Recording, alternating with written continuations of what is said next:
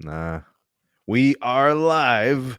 Well, you know what? It's October 17th, 2022. It's earnings season, but today it is unofficially Monday Madness with the Moose. We got a Moose sighting, folks. Yes. What up, Moose? Oh man, I can tell you what a day it has been. A lot of surprises. C-band in places that you didn't even expect C-band. Straight up. Dude, the C-band is propagating 5 miles. 5 miles. Well, word on the God, street is it goes as far as you need it to. there you go. That's even So better. if you needed to go 7, you got a nice tall rural site. Yep. You could push it. I mean, it gets a lot of power. It's full power. It's a full power band. It gets power like low band. It gets power like PCS. Power like AWS. Same thing. Yeah, Obviously, that's there's a little bit funny. of physics in play because it's a higher mid band frequency. But dude, it gets power, man. We see rural sites doing multiple miles, Hmm. and it's making a difference for a lot of people. It's showing in the data too. Look at the Oh reports, yeah, Moose. it's absolutely right. I mean, the reports. Do you have those screen caps or do you have the report? We need to talk about this report, man. Uh, I'll see if you can find me a link to the original report. I have the T-Mobile 5G network leading the nation story. I have Yeah. that pulled up, but if there's something else you wanna cover, Moose, we could definitely do that. Let me see if I can get the links. But Yeah, keep yeah, going. just put it in the private chat, and then I'll pull it up on my side. Do wanna say some hellos to the good people of the SMT Nation. These are the members in the mod squad.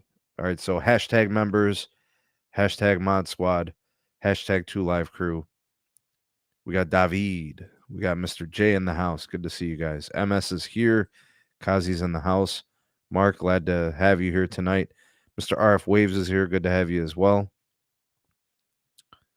Trex, good to see you, man. Thanks for coming through. Thank you for the stream. Gives me a reason to stop studying and relaxing before my organic chem midterm. My dude, I took organic chemistry. It was a doozy. That is a tough class. That is a challenging course. Lots of studying, lots of a lot of drawing, a lot of models. I remember organic chem, and the labs were tough too. I absolutely remember that class, dude. It was tough. Kazi said hashtag Patreon. Appreciate you, man. What's up, Rick? Glad to see you, man.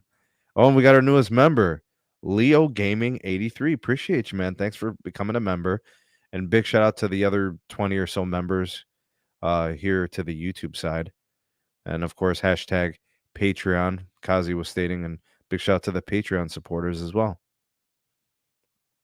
All right. So, Moose, should we just go ahead and dive into the first story and then you can try to locate the other one? Yep. Let's do Okay. it. All right. So, I'm going to do a screen share and then that way everybody who jumps into the live stream and like hears us speaking on the topics kind of knows what we're discussing. Okay. So, I just did a recorded video. So, even if for the people who don't watch the live streams or don't listen to the podcast, the you'll get the midst of the story. You'll get the overview. So I'll have that for those people who don't watch these. That'll come out in the morning probably. Um, but here goes. T-Mobile's 5G network continues to lead the nation. Umlaut once again names T-Mobile as the most reliable 5G network with the fastest active 5G speeds and best 5G coverage in the US. T-Mobile again the clear winner in Ookla's Q3 2022 analysis. All right, Moose. So there's like 1, 2, 3, 4. We've got 5 things, actually 6 things to look at here. Let's start with the first one, good sir. Network Yep. reliability. Okay, so for this one in particular, I'm looking at the deets, right? These numbers in terms of the ranking, the maximum achievable score is 625. The data is taken between April 4th, 2022 and September 18th, 2022. So literally a month ago. So they collected this data for, I don't know, Moose, 4 or 5 months, whatever, right? Um, Max score is 625. T-Mobile came in at 485. AT&T at 441, Verizon at 340. Anything ironic, interesting, or Yes. piquing your interest there? Go ahead, buddy. Well, 5G reliability, right? It's very close. They are very, very close. T-Mobile and AT&T, right? And also very interesting, people are saying that Verizon has more C-band on air and all this other nonsense, right? Clearly, it does not show in the numbers. And we're going to get into it because there's another graph that we got to talk about that says 5G coverage. That's even more impressive. Yeah, so this one in particular is reliability. You can have a lot of pops of coverage. You can have a lot of spectrum on air, but reliability is a totally different metric, right? So this is basically saying when you're connected to a 5G channel, when you're connected to an NR connection, how reliable is it? So the AT&T 5G reliability piece, it looks pretty close, 485 to 441. What I thought was ironic, Moose, is Verizon is known as the reliable carrier, and they're last in this. What do you think of that, buddy? Well. It is not the network. It's not the network. That's what people say all the time, right? Well, if you're talking about their sub 6 5G, excluding C band, right? Sub 5 gigahertz, right? Or sub, the traditional band 2, 4, right? 13, Sub 3 66, right? gigahertz. Exactly. Yeah. Right. Everything that's not C band sucks on Verizon, bottom line. That's what they're saying.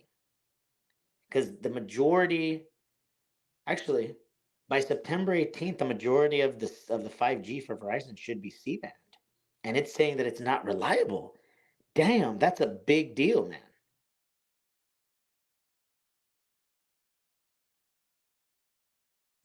I want to see if I can increase the size just in case the folks want to maybe get a zoom of some sort. Maybe this is a little bit better here. Yeah, so if you watch the commercials, Verizon's touting reliability. Uh, AT&T does too, right? Isn't that reliable, secure? These are all things that they do in their marketing. I think two takeaways, Moose, pretty much. All right. T-Mobile's reliability is just, you know, beyond the reach of AT&T, but it's pretty close. And then Verizon being last, I think, is just ironic. you know, they've always held their head on, this reliability piece, but they're not in the top spot for network reliability, man. That's right. This is very interesting, man. Here's the coverage piece, Moose. 5G coverage, the same collection of data. It's from Umlaut. This is their most recent findings. Let's see if I can actually see what the deets are giving us here, right? Okay, so it says here the ranking is according to the 5G Umlaut score. Shown values are in percent of the maximum achievable 5G coverage score of 250. All right, so achievable 5G latency score is 150 max. Achievable stability score is 150 max. So when they're within those parameters, it's just the percentage that they're within those parameters. All right, so Verizon Right. coming in last, Right. 61.5% in available 5G coverage, AT&T at 91.3%, and then T-Mobile at 93.1%. This is a big, big deal, guys. Okay. Your coverage is within 2% difference. That means that edge case differences at this point, edge case. Very rarely do you not have 5G on AT&T compared to T-Mobile. But Verizon is even more surprising. Not really, Moose, and I'm going to explain why. The 5G coverage, this is a measure of how much of the country is blanketed with low band 5G. Let's be honest here, Moose. Fact or fiction. This is a low band 5G metric. Wait, say that again? Was it fact Fact or or fiction? fiction. This is a low band 5G coverage metric. No, it's everything 5G. Yeah, but Moose, There's no places where there's only mid-band 5G and no low-band 5G. You get what I'm saying? I get you. I get you. Yes. So Right. this is a low-band 5G metric. Right. How much of the country is covered in 5G? It's look, T-Mobile it's 600 megahertz, AT&T it's 850, and for Verizon it's 850. The reason why Verizon's is 61.5 is because they don't have 850 everywhere. They only have licenses in it across like half the country. Not even probably. It's probably 40% of the country. AT&T probably has it in 80% of the country. If I take, for example, Cuyahoga County, AT&T doesn't have 850, so they have to end to it. Verizon has the 850, so it's completely covered in the low band DSS, the nationwide 5G, right? And for T-Mobile, Right. it's the 600 megahertz. So this is essentially a low band 5G metric. T-Mobile did it first, right? Verizon wasn't. I think they started their whole DSS thing a little bit later, and AT&T did it with 850, like right after T-Mobile did it with 600. It's neither here nor there, but I mean, it just these are the numbers. I'm not sitting here trying to make excuses for any one company. I really don't care. But these percentages indicate how much of the country have received some type of an upgrade. So here's my takeaway, Moose. T-Mobile's emphasis on 5G coverage through N71. Here it is, 93.1%. AT&T with the 850 megahertz, right? Band 5. Here it is, 91.3%. Yeah, but think Verizon about doesn't own enough licenses in the 850, so this is their 61.5%. But I think one more thing, Moose. So many of the Verizon sites have yet to be upgraded that are out there in rural America that because Verizon doesn't have C-band cleared in those places, they haven't upgraded those sites yet. They're going to upgrade grand scale sites completely from scratch. Like there's sites in rural America that are band 13 only for Verizon still. And then some of them got a 66 upgrade 5, 6, 7 years ago or something like that, right? Whenever what was the AWS one auction? What was that in 2013 or 14? 2013, I think it was 2014. Yeah. And then there was the second one, which was like 2016, right? Or 15, whenever that other one was. So like this is what that is. This is a low band metric, and this is a lack of licenses for certain carriers, and it's letting old sites rot until you got new spectrum to hang new antennas and radios. See, but this is the counter argument to that, Chacha. In your market, Cleveland, it's band 2 for 5G. The It's quote band unquote 2 low for band. AT&T. Yes, that's what I'm Yeah. saying. That's what I'm saying. So I don't agree everywhere because band 5 is not available everywhere. AT&T probably has band 5 in 80% of the country. I don't know about 80%, but I have to get back to you on that. 70%? I'm telling Verizon doesn't have 850 in probably 2/3 of the country. 2/3, yeah, 60%, yeah. And the reason Verizon doesn't have it is because freaking like US Cellular has it. And AT&T has a bulk of it as well. I think T-Mobile has some in somewhere in South Carolina. Some random band 5 in like freaking Myrtle Beach or something crazy. But that's essentially what this is, Moose. I think that's what this is telling us here. All right, ready for the next graph, Moose? 5G speeds, Moose. 5G speeds is the next one. All right, so details on this one. We're going to read the fine print here. This is the Umlaut audit report, 5G speeds. You got download on the left, you got upload on the right. For download, Verizon 62%, AT&T 66%, and then T-Mobile at 74.6%. It says here shown values are in percent of maximum 5G download speed, passive score of 150, max achievable 5G downlink speed active scores 150 max. Achievable 5G upload speed is 150. So it's some kind of threshold. The percentage of time it hits some kind of number. So Verizon at 62%, AT&T at 66, T-Mobile at over 74%. So there's a little bit of space there between T-Mobile and the rest. Verizon and AT&T are pretty close. In terms of uplink, there's more discrepancy. AT&T at 53% for uplink, Verizon at 66, and T-Mobile at 78%. The T-Mobile, obviously, with more spectrum on air, they get more speed. Verizon, I think the reason why theirs is relatively decent compared to AT&T's is because of tower grid density. Splitting cells has probably helped that percentage a little bit. The AT&T number, I just don't understand, Moose. Why is the AT&T uplink so poor on so many occasions? For whatever reason, I don't know what it is, but like there's a lot of speed tests even on 5G plus C-band. I get like 2 megabits uplink. Yeah, I mean that's I even saw that today, anemic, uploads, but I think I figured out why. It's because there's a significant amount of C-band that's being stretched to its limits, of the coverage. And another Just thing that's edge cell, you interesting, mean? yeah, edge cell, exactly. And then the other thing that's really interesting about this graph is 5G UC, right? Or sorry, not UC, 5G ultra wideband from Verizon is not as fast as overall AT&T 5G, including, right, the band 5, the band 2 aggregated with the LTE bands. That's what this is saying. Is that this thing, AT&T's 5G is faster overall than all the C-band upgraded by Verizon by 4%. That's what it's saying on this graph on the left. Yeah, it's when they separate it based on the uplink and the downlink, you know, there probably going to be some nuance there. It's going to depend market to market, I guess, for some people. But this is from a national perspective. You know what I mean?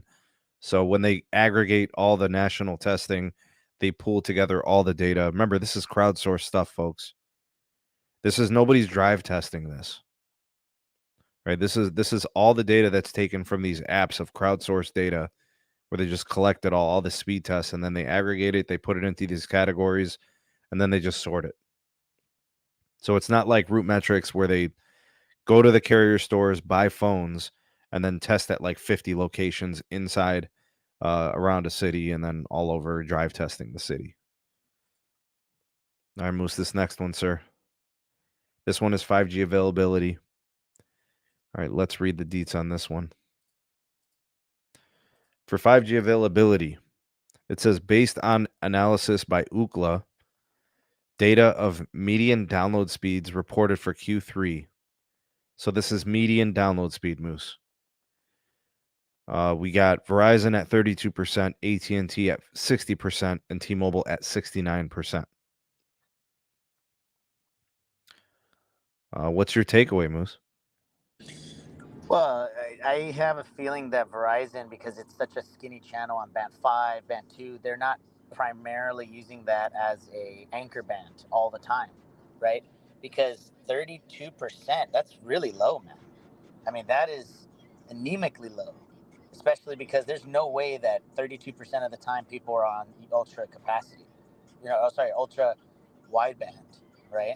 That's why I'm like, this is an interesting metric here. 32%. So let me look at it like this. I hark back to the coverage piece here. 5G availability, licenses, right? Having to DSS instead of having dedicated 5G channels. That's the difference here, Moose. AT&T has dedicated band 5 for NR. T-Mobile's DSSing most of the time. Verizon's DSSing most of the time. T-Mobile's got dedicated mid-band and they have dedicated low band. So like this one I think is more akin to the coverage percentages. What do you think? It's possible, but it's still saying that's 5G availability. That means that when you're driving around, how often are you connecting to? How often are you connecting?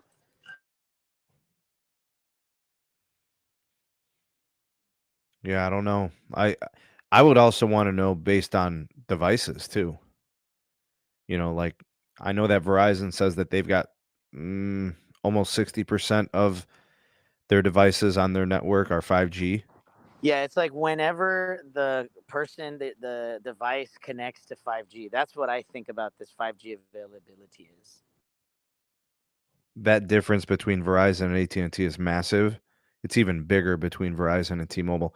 And I thought this was ironic because don't people say that AT&T is the LTE network? Well, I guess that's a pretty misconception now because in Yeah. 2022 it's changed dramatically, especially in Yeah, those according to this markets. data, that doesn't even hold water, man. Because we got AT&T at 60% of the time with 5G available. T-Mobile's at 69%.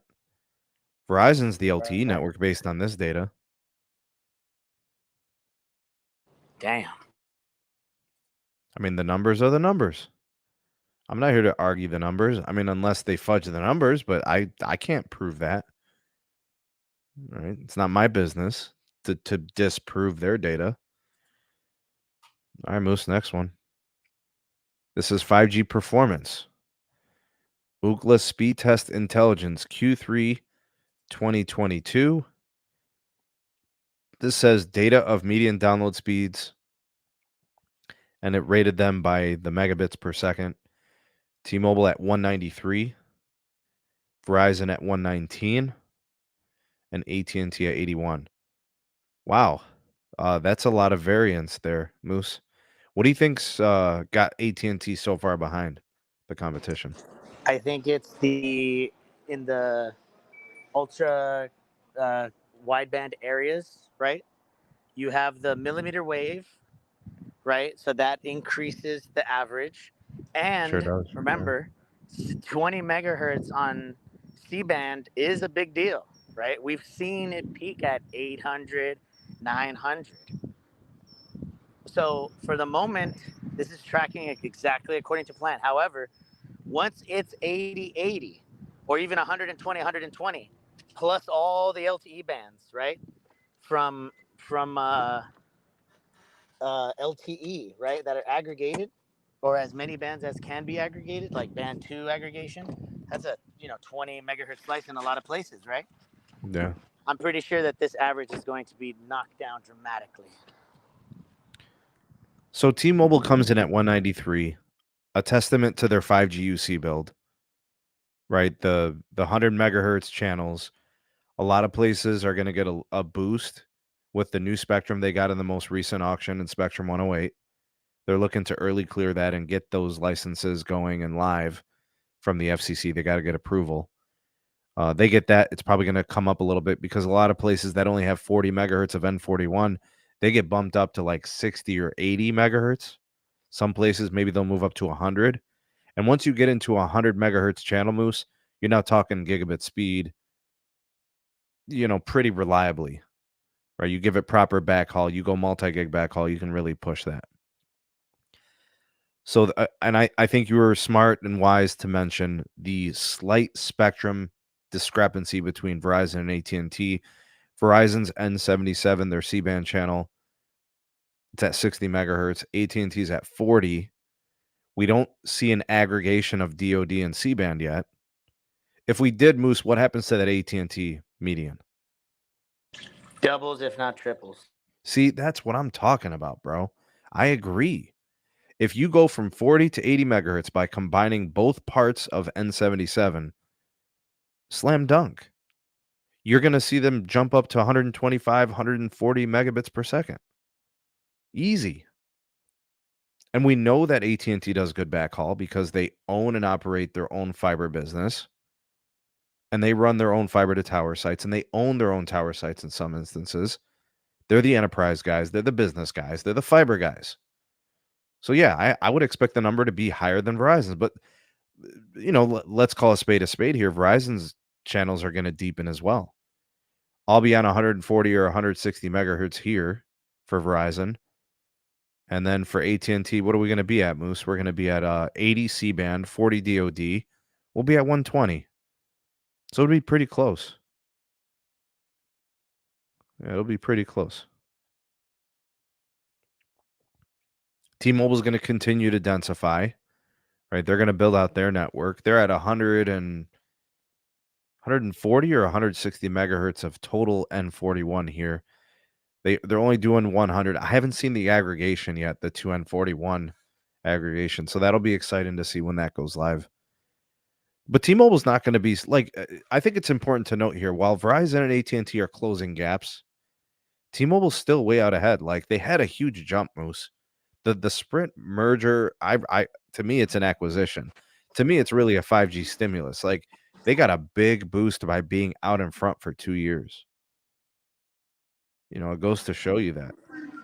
Yeah, the interesting thing about the numbers, right, is that even if you have non-aggregated DoD plus 3.7, right, you still will be able to have two opportunities for the channels. So that's why it's like, damn, there's a lot of opportunity here. Room to run for the carriers to increase capacity, better MIMO gear, better radio gear, better tech, better backhaul, increase the capacity, more spectrum on air. There's room to run here. These speeds can get better. Big shout out to Lawrence, my dude. Welcome to the channel membership squad. Hey, man. Ricky says, I tried to join membership, won't let me. Why? Do it on your desktop, bro. I think that's what some people were saying. It was giving them a hard time. All right. What else, Moose? Did we cover everything? Oh, here's the map. Go ahead, Moose. Have at it, buddy. Fastest provider by state. What do you see, Moose? It's all the pink thong. Oh my god. Hey man, this is really all about the mid-band build. So let me ask you this, Moose. So this is Q3 2022. Q4, does anything change or is it going to be more like this? For the first half of 2023? No. Q4 2022. Is it going to be any different than this? Yeah, there's going to be a significant difference in terms of it's going to grow, but it's not going to dramatically change yet. Not until No, this map. Is this map going to look different? No, not yet. Especially because they're already clearing those additional bands that they were talking about, right, in the 108 auction, right? Okay, so what about Q1 of 23? If there's early clearing to get it to 80, yes. Q2. Q2 on average, they'll be probably on par with T-Mobile by Q2. So you're going Q2. I was leaning towards the back half of next year.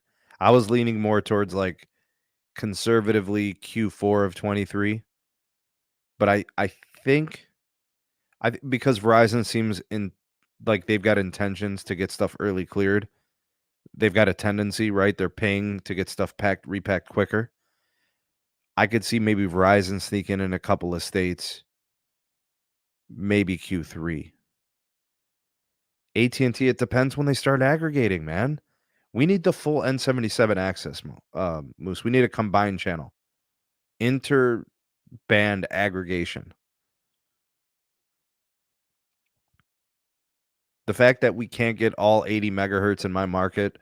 So 80 megahertz is on air, but I can't connect to 80. I get 40, one or the other. I'm not getting the full thing. It needs to be enabled on the iPhone. It needs to be enabled on the Galaxy. We have to get it going, Moose.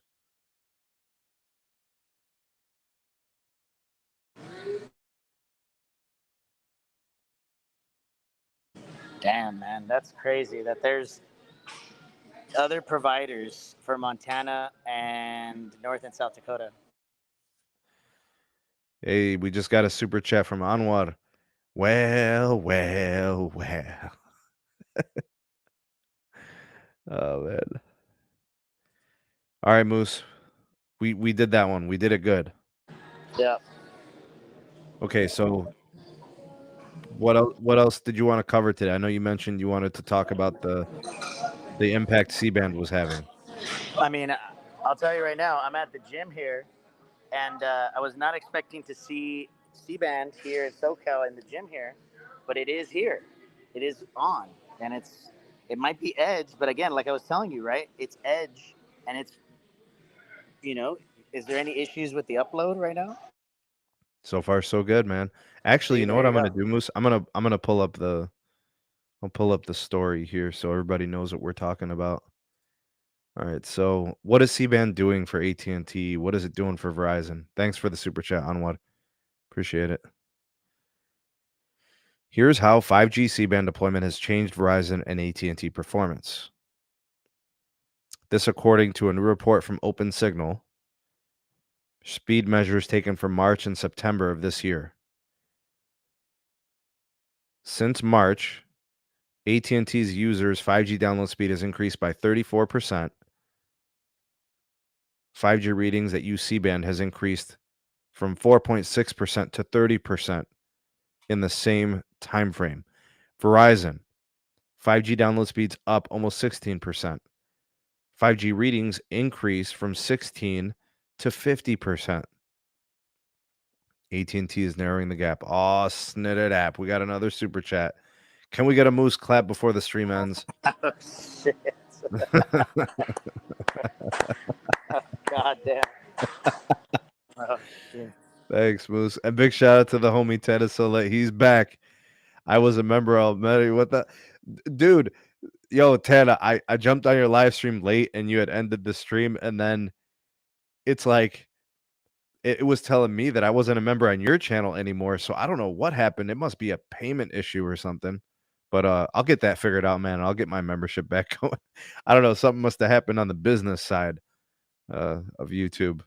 So, anyways, we'll figure it out. All right, here's the open signal data right here. It's being shown. Okay, so from March to September, you see the 34.6% increase for AT&T. And then for Verizon, you see from March to September, the 16% increase. So, Moose, C-band making a difference, bro. C-band is definitely doing a difference, Chacha. I'm telling you, it's next level, man. Okay, so for AT&T, C-band is 2.7 times faster than band 5, 3.4 times faster than N2, 3 times faster than N66. I didn't even know they were doing that. People are seeing N66 from AT&T. Dang. Yeah, in Raleigh, North Carolina. Mm. For Verizon, C-band is 3.1 times faster than N5, 3.2 times faster than N2, 4.3 times faster than N66. Again, I haven't seen N66, so I have no idea. Okay. AT&T and Verizon rely much more on lower band spectrum for 5G than T-Mobile. So that, again, that's one of those things where T-Mobile has the jump on building out a dedicated 5G mid-band channel. You know, what's AT&T's mid-band going to look like a year from now, 2 years from now, you know, in the same time frame that T-Mobile's done it, you know. When is it going to be 3 years for T-Mobile with N41? Is it going to be what, like May or something? I don't know. I'll have to check the numbers. Then for Verizon, it's kind of more of the same, right? They're spending the most time on low band. They're going to have to build out the N77. Has increased reach to hit over 30% of 5G readings, so that's improving. A lot of good data points. C-band is really, really important, folks. And I'd also like to mention AT&T has what, like 110 million subscribers. Verizon has 140 million. Folks, that's 250 million people that are connected to one of these two networks or both, right? So T-Mobile customers have been enjoying a 5G UC. T-Mobile customers have been enjoying much faster mid-band 5G dedicated channel greatness, you know, capacitive experiences. Verizon and AT&T have to get there, right? They got to build out their mid-band. You know, I've been able to connect to 5G plus for AT&T quite a bit, even more so for Verizon. They've got a little bit more in terms of sites. They started a little bit earlier. Verizon started building here in like November of last year, December, and then stuff started going live in like January and February. Now it's like it's really good, man. 40% of the sites maybe have it. They're doing great here. AT&T is kind of in catch-up mode, but they're closing the gap pretty quick. They've got a lot of the highway sites done. They got to do some of the suburban sites. They've done some of them. I'll have to test downtown. You know, Moose, I have not tested downtown in a long time. AT&T's got all that C-RAN. They probably got more C-band up. The millimeter wave was getting good. So I got to go back out there and do some testing. There's a lot of data points on this one, Chacha, that are really good. I mean, we can go in massive deep dive on this one. It's just a lot.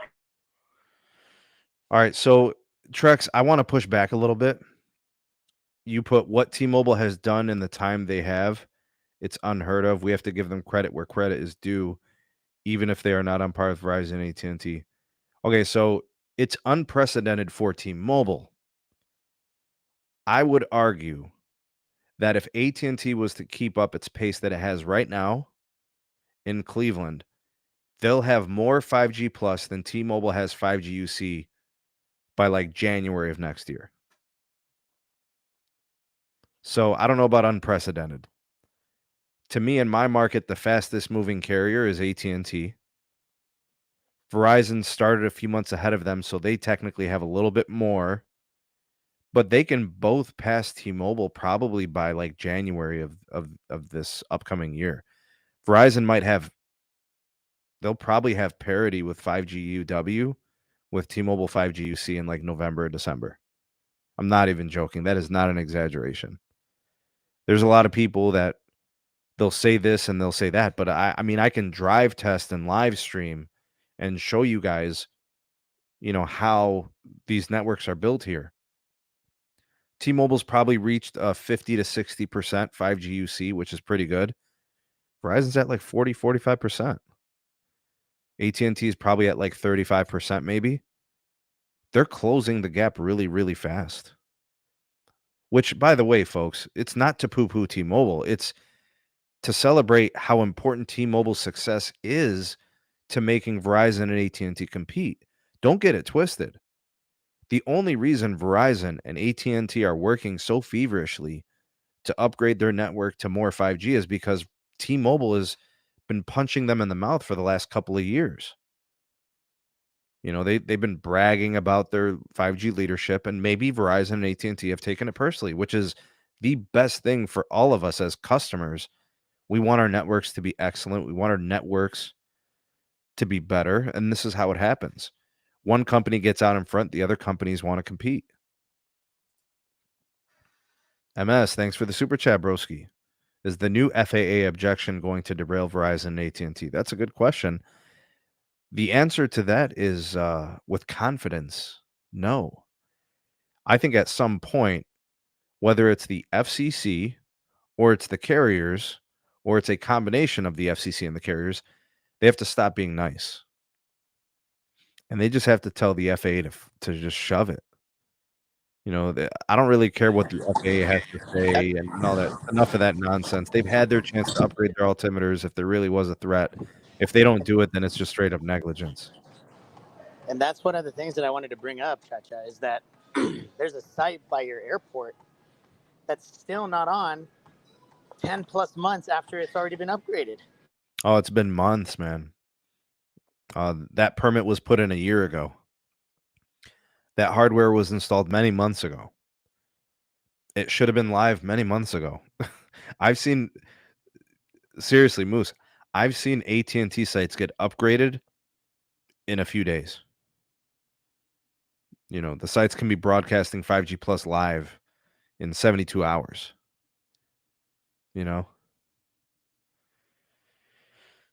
Oh, snap. Zero Cool is here. Oh, damn. Yep. We got familiar faces here. Absolutely.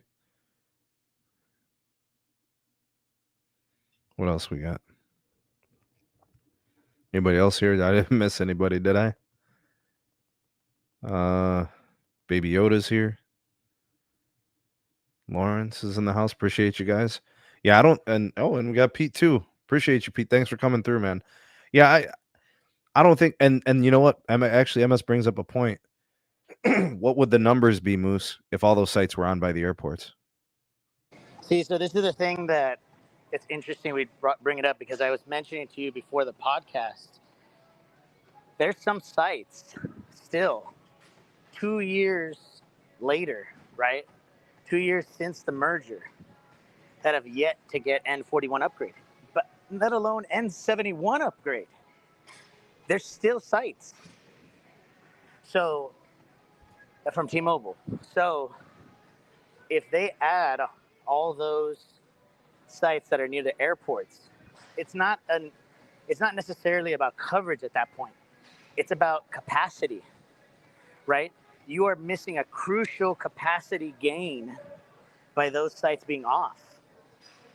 See, that's the thing that people don't understand is that airports, near airports, they're a very big activity hub. IoT, right? From UPS, FedEx, Amazon, right? That's big. Then you have all the commercial traffic from the airlines, right? All that will be offloaded from C-band. So I'm telling you, man, it's next level. When you get the C-band turned on, it's night and day experience. I'll give you a perfect example, Chacha. Over here, they just turned on in the 15 freeway and 210, right? That cross section of freeways. There's a cell site by the church. Okay, each sector faces one of the freeways, right? It's pointing southwest, pointing southeast, and facing north. Another one, right? Each one of those sectors just turned on the C-band, and it's night and day.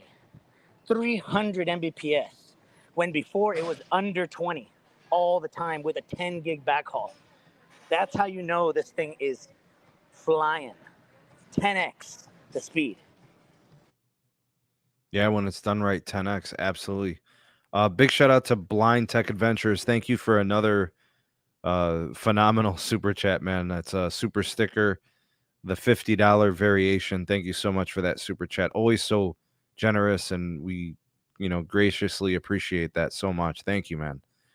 And then most recently, S Blue Tech popped in, as well as Gene. Appreciate you guys for coming by tonight. Thanks for hanging out with us. And again, thanks to Blind Tech Adventures for the super chat.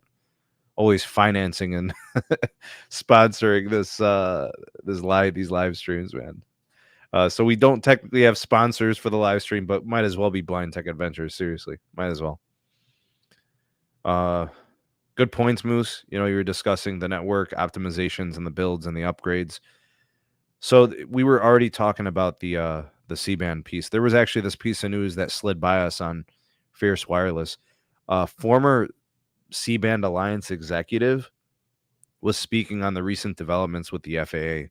Do you want to hear what he had to say?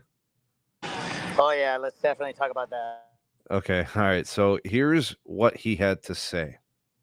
And I got to get rid of this thing here. It's blocking the way. Former spokesperson for the C-band Alliance, which represented satellite companies using C-band spectrum before it was auctioned for 5G, has a bone to pick with the aviation industry. His gripe comes after the aviation industry suggested that some interference mitigation measures taken by wireless carriers near airports be made permanent. All right, so remember how before, Moose, the FAA and the aviation industry said, hey, we need more time. Can we point the antennas away from the airport?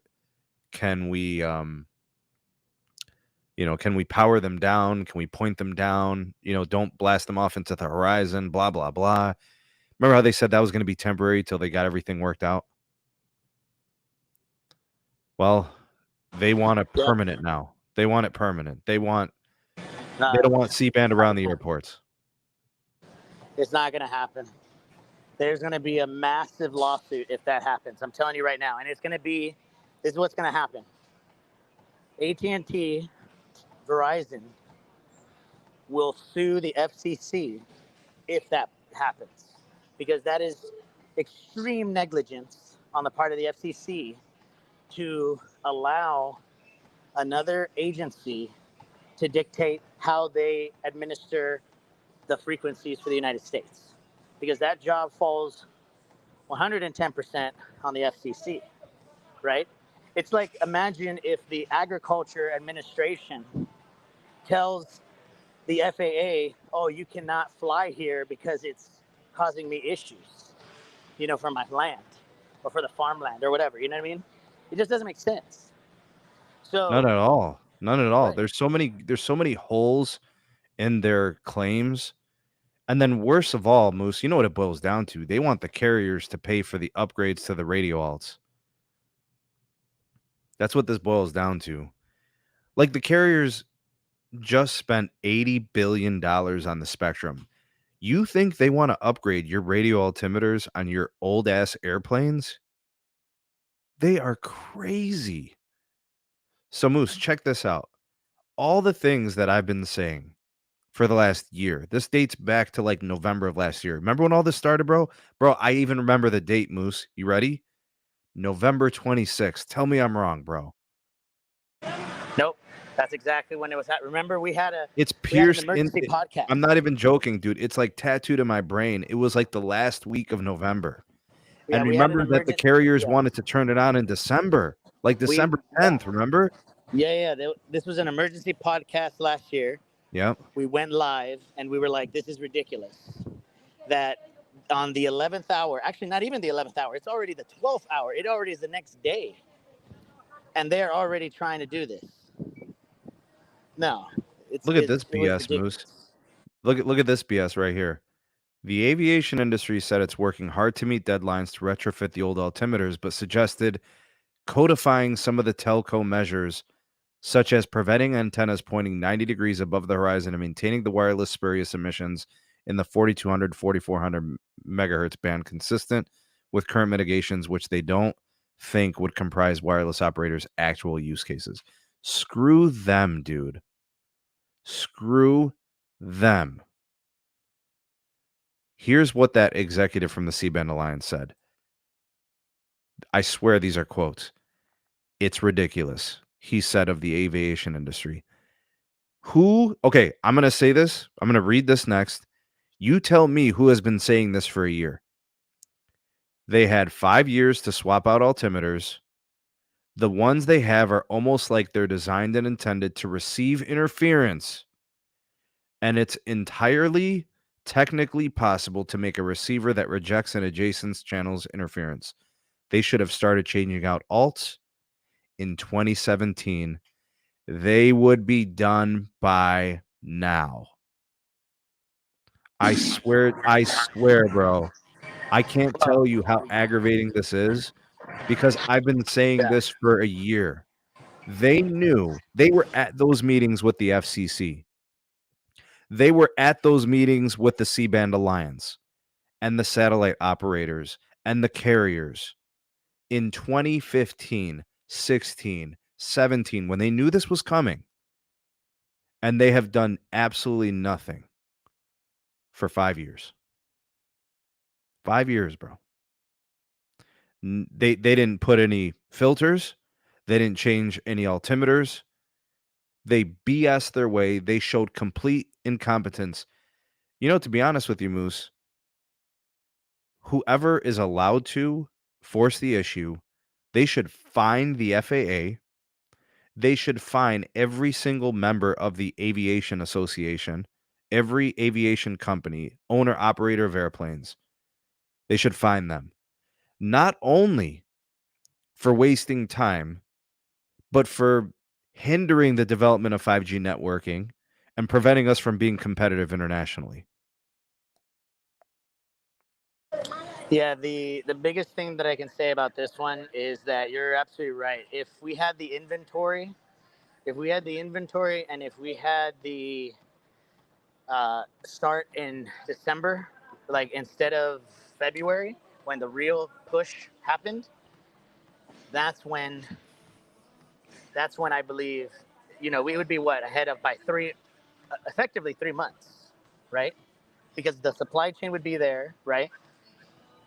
And then the contractors would have upgraded the cell sites even faster. So you're right, Chacha. This is ridiculous. I don't know. What we're gonna have to do as a community, or as a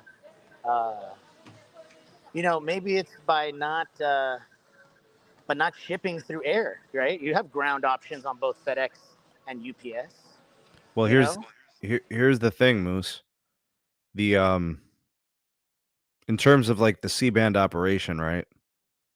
You do know that blocks B and C are higher frequency, right? Right. So there's a lot of people out there that are like, yeah, Verizon AT&T gets screwed, T-Mobile wins. You do realize that T-Mobile has Block C spectrum, don't you? Right. If it was up to the FAA, Block C wouldn't even get cleared. Like T-Mobile would never Yeah. even get their C-band to use. And what's going They'd to say, happen? oh, it's too close to the Right. radio altimeters, we're going to have interference, so you can't even use it. And what's going to happen with the 3.1 that's going to be auctioned off in a couple years? They're going to have another issue with that too. The aviation industry has no legal right to squat on the spectrum in 3.7 to 398. And by the way, keep in mind this. You mentioned this a couple podcasts ago, I think last week. What about 3.45? That's going to be an issue. Well, that's a DoD issue. Yeah, well, imagine if the FAA is having, or not the FAA, yeah, the FAA and the Alliance is having issues on 3.45. And that's a military band, man. They have no jurisdiction on a military band. I just don't understand how Verizon, T-Mobile, and AT&T connect every single American in this country. And they're getting freaking railroaded in all this.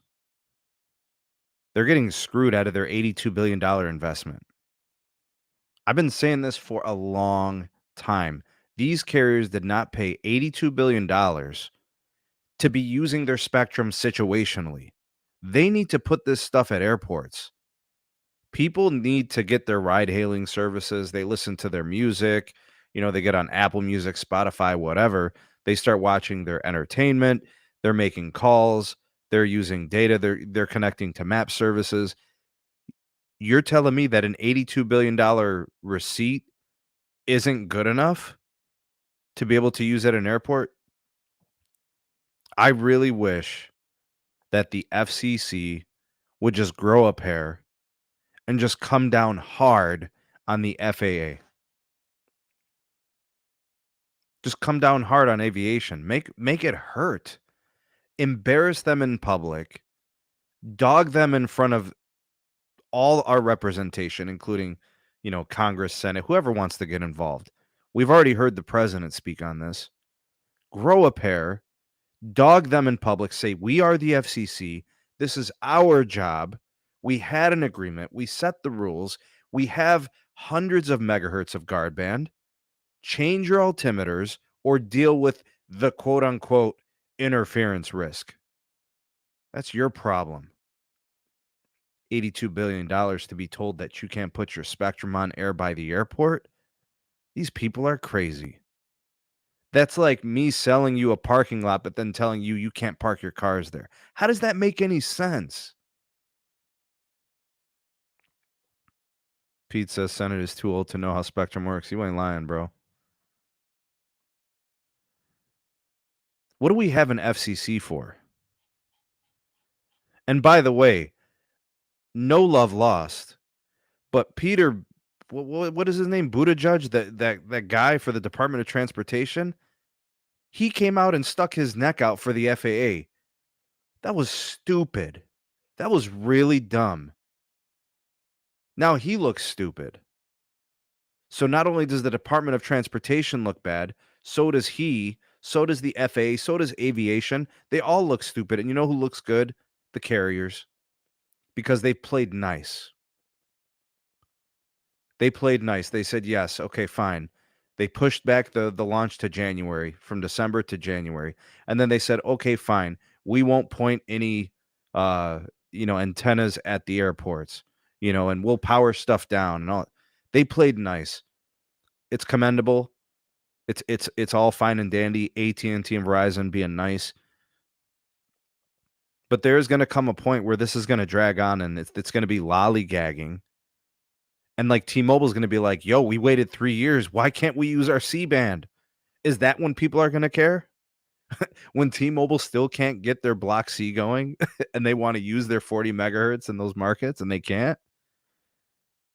Like T-Mobile's got home internet subscribers that they want to support.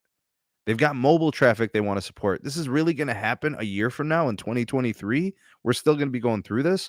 What about Verizon?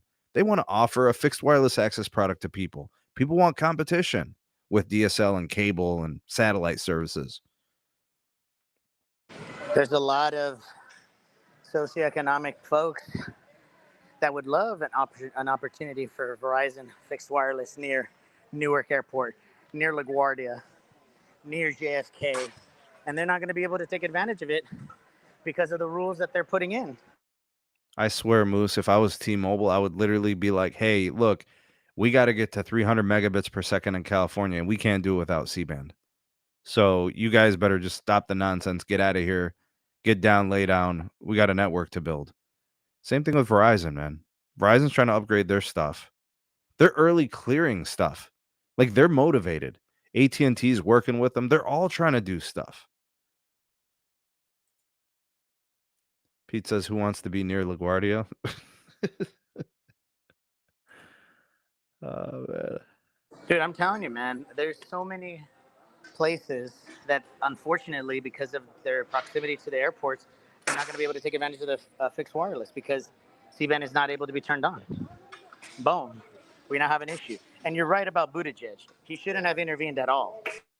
It's not his place, first of all. These people in these positions act like diplomacy is the best way to get things done. How about following the rules? How about following legal binding contracts, agreements, and protocol? The rules put in place for C-band, like the amount of guard band and the power levels, that was already agreed and established 5 years ago, like 2017. What do you mean you want to codify? The hell out of here. In the famous and illustrious words of Carlos S. Tech, codify these nuts, bro. Like, that would be my only response to the FAA. And I would record it and loop it and just keep it playing. I would intercept their, like, intercom systems and just keep that playing in rotation on loop. Codify these nuts. Unbelievable, man. These people are a joke. You got industry people. You got satellite people. You got the those that have worked in these industries for decades. They're laughing about this. It's an absolute joke. And yet and You're right. still, nobody's bringing the hammer down on these fools. They're just slowing progress.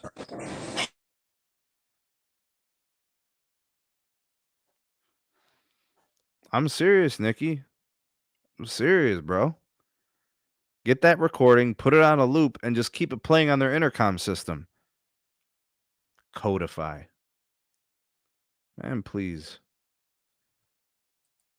You know, I just don't understand. Like, you can have all the, diplomacy, and I'll have all these meetings and playing nice and holding hands and kumbaya.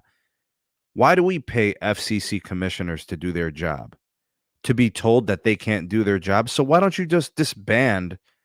Why don't you just terminate the FCC since they don't do anything? Right? You made all these rules, you came up with these agreements, but it's not being exercised and it's not being enforced. Just shut it down. Seriously, just shut. And actually, you could shut down the FAA while you're at it. What are they doing? What a horrible organization. And there's no worse industry than the airline industry. Straight up thieves. They don't want to spend a dime. They've got 50-year-old airplanes that they're still trying to fly around. And they're putting people in harm's way if there really is interference to the altimeters. They're knowingly flying people around in interference risk. Telling you, Jose. Seriously, man. Nikki says it's pathetic. Why are the carriers bending in good faith to the FAA and these clowns are already starting after they just made an agreement in July? P says, I like that with the Senate too. Terminate it. Telling you, Well, man. Nikki has a good point. Why are the carriers bending over backwards?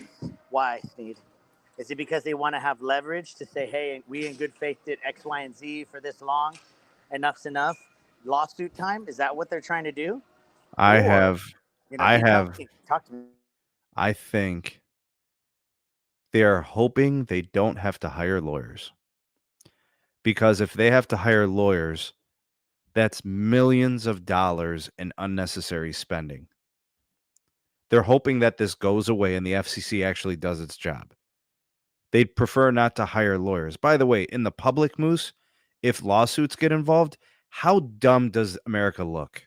How do we look as a country if carriers spent $82 billion, got regulatory agencies to approve the use in these rules and guidelines and timeframes, and then some other random frickin' incompetent agency sticks their neck out to make a stink about it, and then somebody's got to get sued? Do you know how dumb we look to other countries across the globe? What do you think China's doing right now? Laughing at us. Korea, Japan, they are laughing at us, folks. They're probably saying, look at these people fighting with each other. They can't even comply by their own rules. I've said it before, I'll say it again. We have some of the worst politics in the world. We have some of the worst politics in the world. Our own people stand in each other's way from making good things happen. It's not exaggeration. I'm not exaggerating at all. Why make rules only to break them? Why make organizations only to disable them? Undermine them? What's the point? We've become a laughing stock because of bad politics. I mean, bureaucracy isn't even the word, bro. Steve, you're absolutely right on this. I feel sad that America has become a land of lawsuits. Literally. We have to sue in order to get what we need. Can you believe that, Chacha? Right? Yeah. That's a good way to end the show, Moose. What do you think?